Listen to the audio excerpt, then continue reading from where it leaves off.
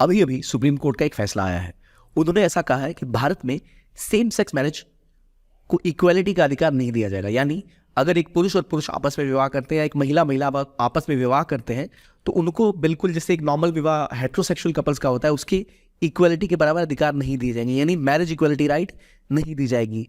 जो पिटिशनर्स थे उन्होंने कोर्ट में कहा था कि सेम सेक्स कपल्स को भी वही अधिकार मिलने चाहिए जो किसी और कपल को मिलते हैं, कि वो शादी कर पाए और आपस में जो फाइनेंशियल, इंश्योरेंस और कई तरह की सुविधाएं होती है, चाहे जो मेडिकल राइट्स होते हैं, इनहेरिटेंस राइट्स होते हैं, वो सब मिलने चाहिए। लेकिन कोर्ट ने इसके खिलाफ फैसला सुनाया है। 3-2 से वर्डिक्ट आया है।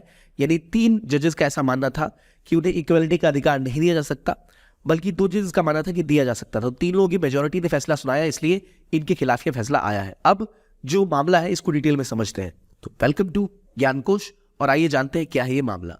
सुप्रीम कोर्ट ने सेम सेक्स मैरिजेस को लेकर ये एक लैंडमार्क फैसला सुनाया है और ये भी कहा है कि असल में पार्लियामेंट को डिसाइड करना चाहिए कि हमें किस तरह की व्यवस्था बनानी है। इससे पहले 2018 में सुप्रीम कोर्ट ने होमोसेक्सुअलिटी को डीक्रिमिनलाइज कर दिया था, यानी भारत में होमोसेक्सुअल होना अब एक क्रिमिनल एक्ट नहीं है।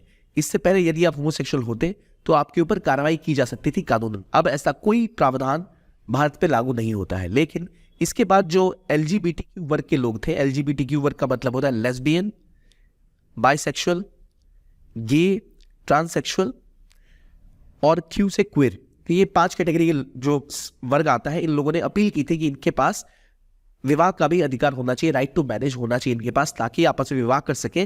तो उससे इनको जो फाइनेंशियल राइट्स हैं, जो मेडिकल राइट्स हैं, जो इनहेरिटेंस राइट्स हैं, वो सब मिलेगा। लेकिन कोर्ट ने ऐसा फैसला सुनाया कि ये अभी तक अलाउड नहीं है।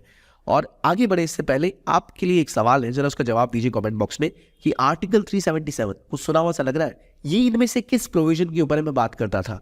क्या ये क्रिमिनलाइज करता था होमोसेक्सुअलिटी की, फ्रीडम ऑफ स्पीच की बात करता था, राइट टू प्रॉपर्टी की, या right to live, right to life की बात करता है? इनमें से 4 में से किस पे जो आर्टिकल 377 है वो बात किया करता था? मैं आपको बताना चाहूंगा 2018 में ही कोर्ट ने इसे नल एंड वॉइड कर दिया था। तो क्या है, मुझे उम्मीद है आप कमेंट सेक्शन में बता पाएंगे। आगे बढ़ते हैं। अब देखिए, ये जो सेम सेक्स मैरिज का वर्डिक्ट है, इन्होंने रिफ्यूज किया कि इसको लीगल रिकॉग्निशन नहीं दी जाएगी। लेकिन इसका कारण क्या है, क्यों ये डिमांड की गई थी? देखिए, इनका डिमांड करने का वजह ये थी कि कम्युनिटी का ऐसा मानना है कि अगर वो साथ रहेंगे और विवाह करते हैं तो विवाहित कपल को कई फायदे होते हैं इनहेरिटेंस में। यानी वो अगर वो किसी बच्चे को अडॉप्ट करते हैं या वो खुद क्या इनहेरिट करते हैं शादी के बाद, उसमें बदलाव आ सकते हैं।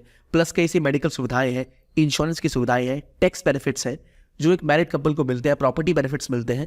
लेकिन इनमें से कोई भी चीज़ इनको नहीं मिल सकती अगर वो सेम सेक्स कपल है। तो इन्हीं चीज़ को लेकर ये बहुत ज़रूरी था कि उनकी शादी करने का अधिकार उन्हें दिया जाए आपस में।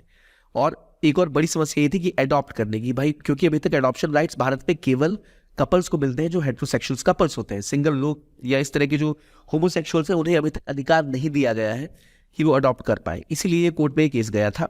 लेकिन कोर्ट ने इनके विरोध में फैसला सुनाया। 2018 में भारत की सुप्रीम कोर्ट ने रूल किया था कि होमोसेक्सुअलिटी को डीक्रिमिनलाइज किया था, यानी कोई व्यक्ति अगर होमोसेक्सुअल है तो वो कोई क्राइम नहीं कर रहे हैं। ये एक आम अवधारणा है और एक उनका अपना निर्णय है।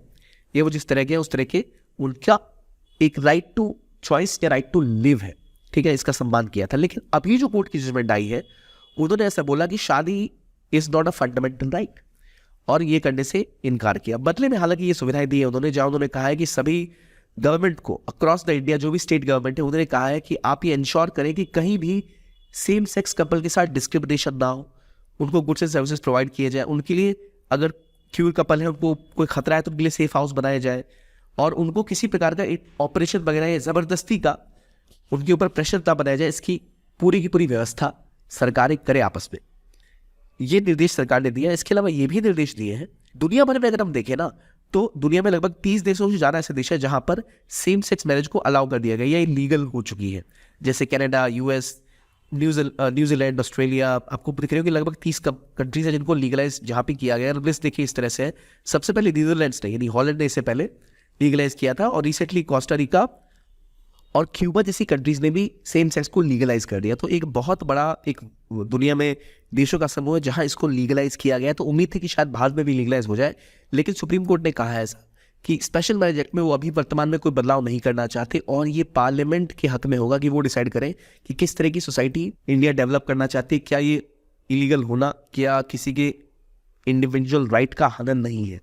तो इसके बाद ये मामला पार्लियामेंट में जाएगा। इससे पहले जब 377 को जो एक्ट था जिसके तहत होमोसेक्सुअलिटी क्रिमिनलाइज थी, उसको जब डीक्रिमिनलाइज किया गया तो कई वर्ग ने इसका समर्थन किया था, लेकिन अभी कई पॉलिटिकल पार्टीज का विरोध भी है, क्योंकि कई धार्मिक समूहों के लोग और कई ऐसे ग्रुप्स हैं जो इसका विरोध कर रहे हैं कि लीगलाइज नहीं करना होना चाहिए, जिससे सोसाइटी पर प्रभाव पड़ता है।